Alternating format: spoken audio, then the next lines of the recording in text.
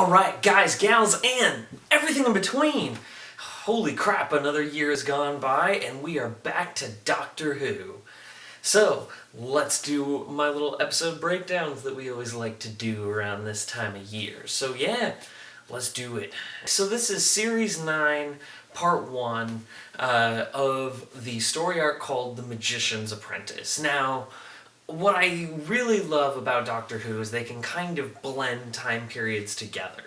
And this episode is no exception. I mean, we open up and we see like this World War One-ish kind of like battlefield where there's like biplanes and then they're shooting lasers. And you're just like, huh? And you could tell that this from that because the other guys had bows and arrows. You can tell that this is not our world. But you think maybe it's possibly our world, and then you hear them talk about hand mines, and oh my god, they are so creepy. How they had these little hands sticking out of the ground, and they had eyeballs looking around, and they would grab your leg and suck you down under the earth and like live out everybody's nightmare. Yeah, that was real, and that freaked me out. On top of this, we see like a kid, and he's scared, and he's in a field. And then all of a sudden we see the sonic screwdriver like land on the ground, and he's like, okay, I'm the doctor, I'm here to help you kind of thing. I need you, like it's 1,001 shot to make it out of here alive. Can you do this for me? I need you to do that 1 in 1,000 and make it out alive.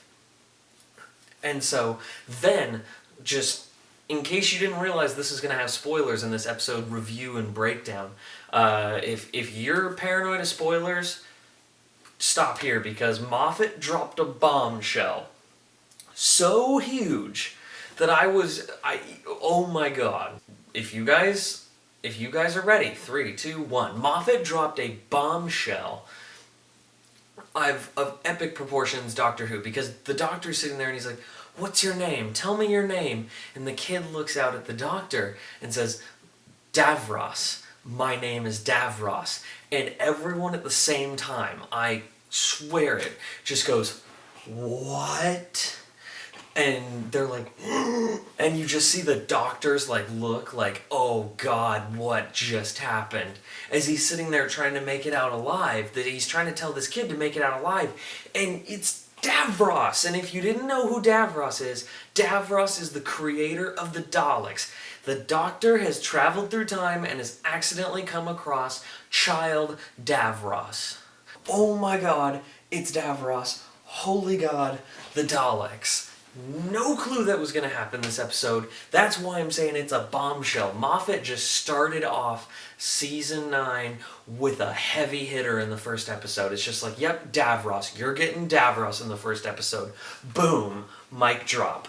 What's good? I might make Sherlock one day. Sort of, I promise. Maybe. I was freaking out. This is a wonderful way to kick off the first season because you built that tension with the creepy hands and then with the boy's identity because he wouldn't say his name to anybody else. And I love that they do this because it's just enough that it goes under your radar, and that's where the writing is so good on this episode. Is I'm sitting there going, oh yeah, the kid's scared. And then all of a sudden it's like, no, they were building this reveal to Davros's name, and I love it. So we go to modern day, and you look like what's going to get the monster of the week kind of thing. No one can find the doctor. There's this weird snake dude who's got a cloak on, and he's acting like he's serving Lord Voldemort or something because he keeps walking around and he's like, the Dark Lord needs your assistance. And I'm just like, alright, Voldemort. He was kind of creepy, but no one can find the doctor, and then as I said, Monster of the Week looks like it's showing up, where all the planes are frozen in the sky. So Clara's like, you know what, I'm just going to go say hi to Unit. Clara goes and says hi to Unit, and I love this that we are actually seeing Unit more often in the show now, because I felt like they showed up every now and then so Moffat could remind you that there is a time before his era in Doctor Who, And now they're actually like a character again, which, speaking of which, the Jadoon platoon on the moon showed up, and I was like, oh my god, finally you guys are referenced again. And I got to see Ood, and I was like, oh hey, this amazing era of Doctor Who is finally getting referenced again. Thank God. It's only a matter of time, hopefully, until my buddies the Adipose show up. With all of this, they get a message on the Doctor's personal network, and they're like, no, I don't even think the Doctor remembers this exists. And I was like, oh, but we have to remember the Master, I don't know how many times, has worked at UNIT, but it's been a lot. Back in the John Pertwee era, which means if the Master really wanted to contact him and remembered that, the Master has a way into UNIT. Per se. Multiple ways, really, because the Master practically walked in there as a new general every couple of weeks. So now all of a sudden they're messaging and it's like, hey Missy, you're so fine, you blow my mind, hey Missy. And I love that. And I was like, that's become Missy's theme at this point. Which I think is kind of funny, because wasn't the original song, hey Mickey, you're so fine, you blow my mind, hey Mickey. Hey Mickey. Yeah, I'm that awkward guy who just starts doing that kind of thing, just to sum it up for all of you people. You could argue as a reference to Mickey, but at the same time, no, I'm pretty sure Missy just wants that as their theme song. But they go out there and they have their meeting, they got the snipers trained on her, and she is perfect in this role. As the female Master, she's great, and actually makes a reference to the Doctor as a female, as a child. Now, there's some timeline wonkiness then if she says that I've known her since he was a little girl. Because the first Doctor is William Hartnell, keyword first Doctor. So is there like a child regeneration that I'm just not knowing about? That like your child regeneration just doesn't count? Like he's a baby and then he regenerates like into an adolescent? Like, how does that work? Because that throws off the whole timeline, and I don't know.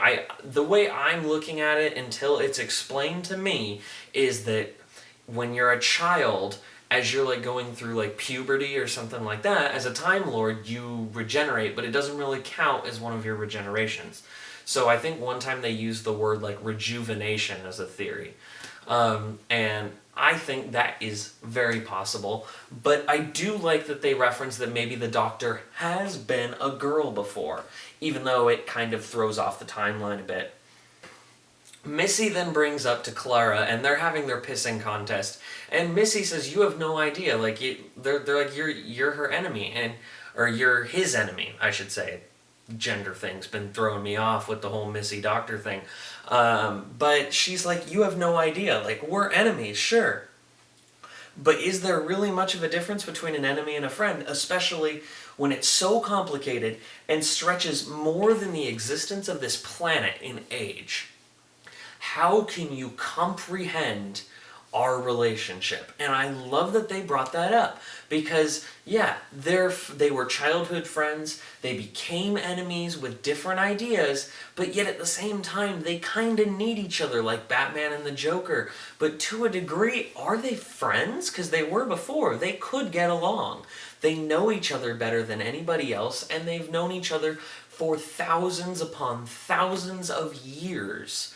So what is their relationship? I don't even know if we can technically comprehend it, and I like that they put that in there. Makes the characters complex. Good job, Stephen Moffat. Now bring back Captain Jack Harkness, because him and Missy, could you imagine that exchange? This episode, I didn't realize it was going to be a two-parter going in, so I walked out of the two-parter going, what? What? And I realized that the pacing was off on the episode because it's a two-parter. But they go to a planet type thing because they run into the Doctor. He's 300 years in the past, on top of a tank, playing an electric guitar, and he's dealing with Viking people, which I was like, All right, that was kind of a cool entrance for the season, which I thought was really cool for the Doctor. I mean, it was ridiculous, but I don't know if you guys noticed some of the similarities between William Hartnell's Doctor and also Patrick Troughton's Doctor and Peter Capaldi's there. They kind of wore the same outfit with the exception of the t-shirt and the sunglasses.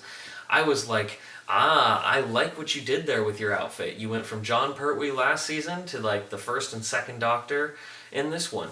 Alright, cool.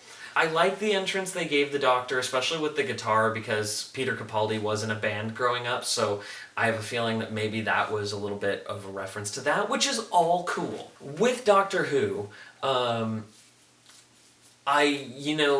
love that the show builds up these mysteries, because with sci-fi, you have no idea what's going to happen.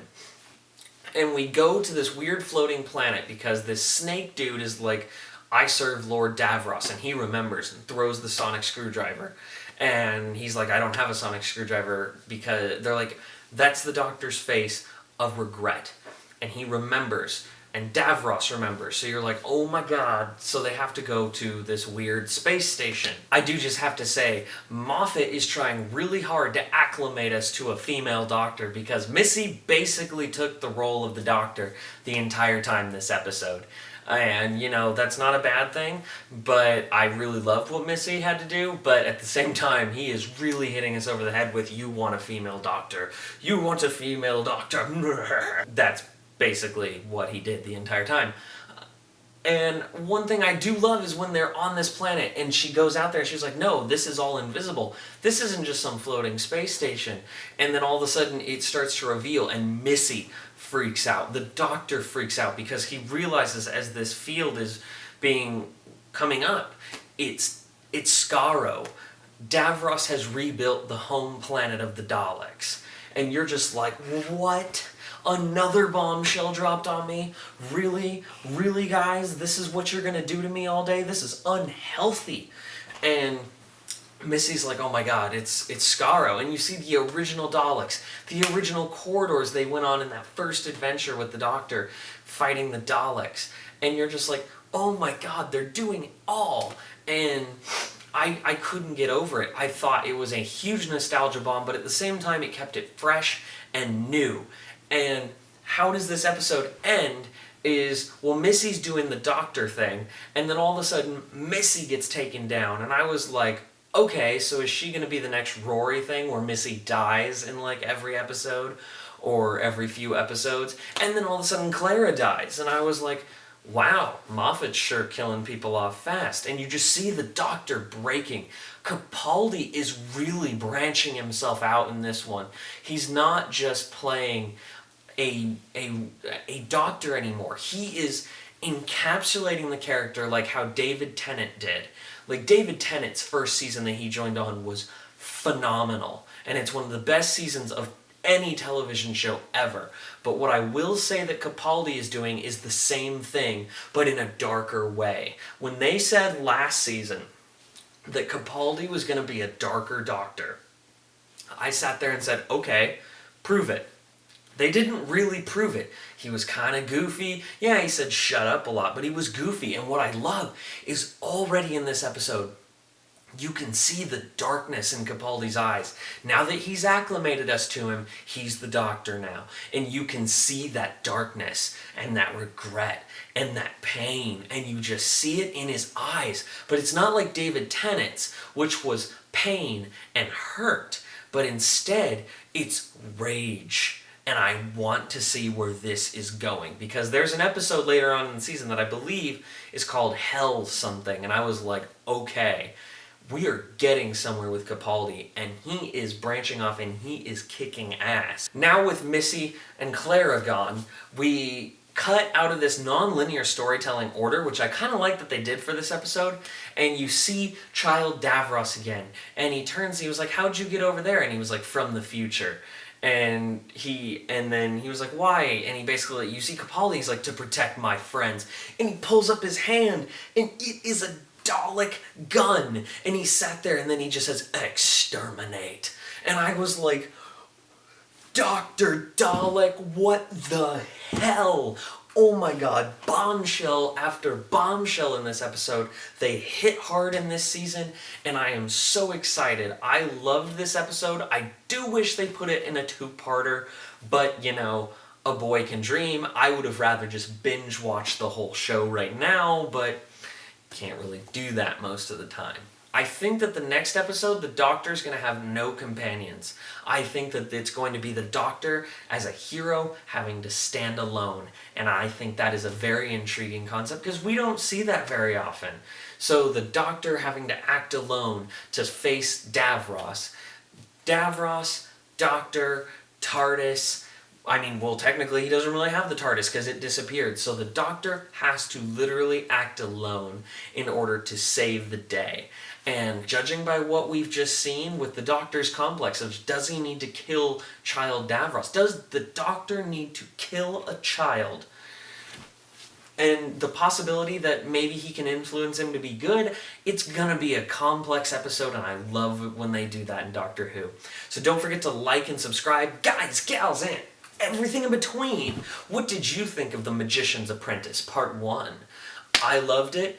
Do you guys love what I do with these? I hope you do. I really appreciate all the support and feedback and just all the people, especially from the Strain, if you're jumping over from the Strain, who love these videos. I'm going to keep them coming to you for Doctor Who and the Strain, and also the Doctor Who story arc from the comic books that's out right now from, not Funko, but one of those companies. I think Orion or something. The 4 Doctors. I have all the issues at home. I've been reading them. They're magnificent.